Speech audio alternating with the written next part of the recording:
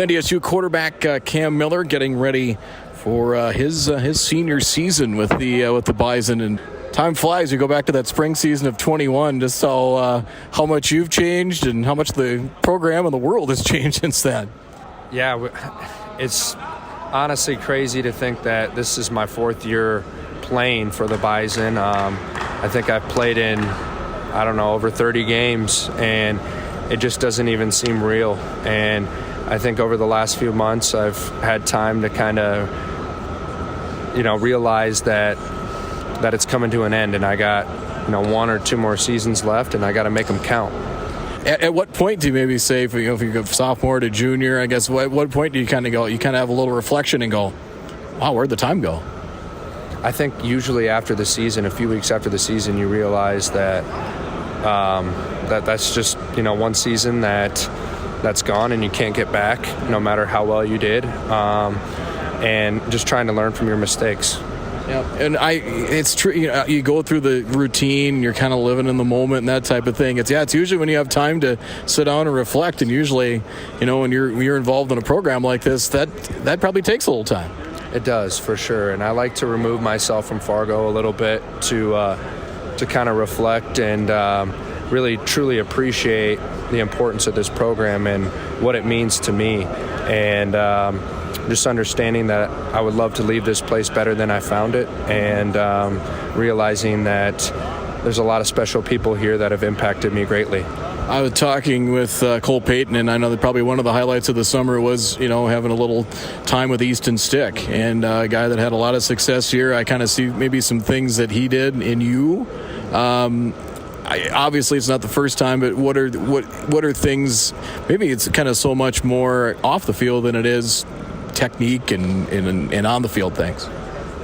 It's a lot of mental preparation is what I had learned from him when he had came back, and just understanding the importance of leadership in this program and how to have guys rally behind you and how to have people bought into the program, especially young guys. And we honestly didn't talk a lot of football. It was mostly just leadership stuff and how to move this program forward. What did you take how last year ended? I mean, you lose to a rival at a championship. Does it bring a lot of motivation? Was that kind of part of the reflection of the season too? I think for a lot of guys, it kind of pisses them off, but they're not going to say that. I feel like if you're a competitor, that stuff eats at you every day, and it's definitely ate at me. And it's made me motivated to get better and to improve and to push these guys as far as we can go. Talk about your relationship with Cole Payton as it's developed over the years. You're both in that quarterback room. There's times where they put both you on the field. It's a good relationship, I'm sure. I'm not sure there's a player on the team that I respect more than Cole Payton. When you talk about great character and a kid that truly bleeds green and gold, Cole Payton's the first person that I think of, and him and I are side by side each and every day, and I wouldn't be where I'm at if it wasn't for Cole. I know talking with Tyler Roll about and Coach Entz as well, is talking about, you talked about maybe being a leader, but maybe seeing things on the field that you're almost acting like an assistant coach as a coordinator on the field. I'm sure that's something that they've talked about with you about. I think playing for the last 3 years, the coaches have a lot of faith in me to make checks at the line of scrimmage. If I see something, they know that I've played in games and I've seen every look that I could possibly see.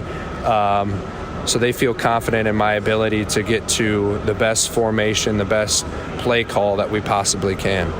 Wide receiver-wise, there's a lot of depth in that room, maybe more so than there's been the previous two.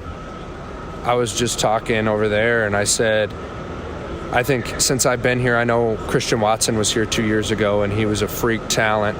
But since I've been here, I think this is the deepest wide receiver room that I've had since I've been here, and it's very exciting. Well, I think there's some guys that are possession guys that can handle the football, and there might be, that's maybe the one thing that hasn't been there since Christian's gone is the deep threat. And I think we have a lot of those guys. I think you saw in the national championship game when Eli Green caught that deep post. You have Zach Mathis, Jake Lippy, Raja, Braylon Henderson, Bryce Lances came on, Tyler Terhark. We have a lot of guys who haven't had a lot of game experience, but they're ready to make big plays. So now you get to this point here. You're 3 weeks away from playing at first game Eastern Washington, neutral site as well.